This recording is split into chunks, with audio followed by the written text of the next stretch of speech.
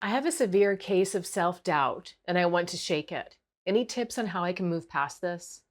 I suggest focusing less on getting rid of self doubt and more on making sure it's not debilitating. A lot of people carry great amounts of self doubt, and it could go from very, very little to a huge amount.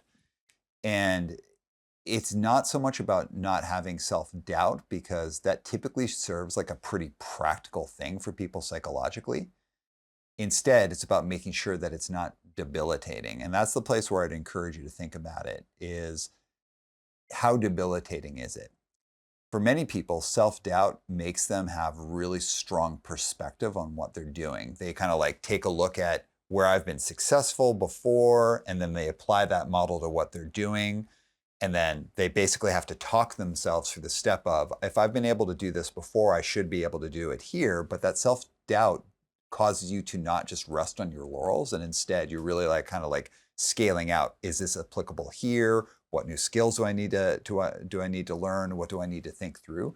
And a healthy dose of self doubt can really help people keep their approach sharp, thoughtful, and that again, they're not just resting on their laurels.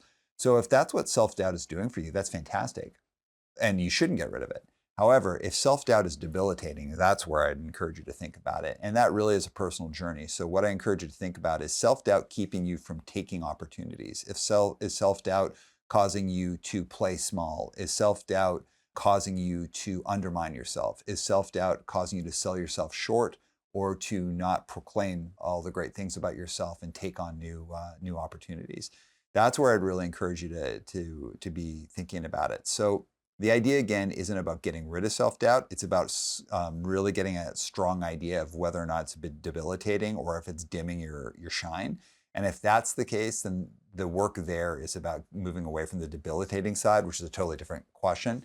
But self doubt in and of itself is actually quite a useful tool for almost anyone because it's about how you use self doubt to really make sure you're bringing your best self to any situation.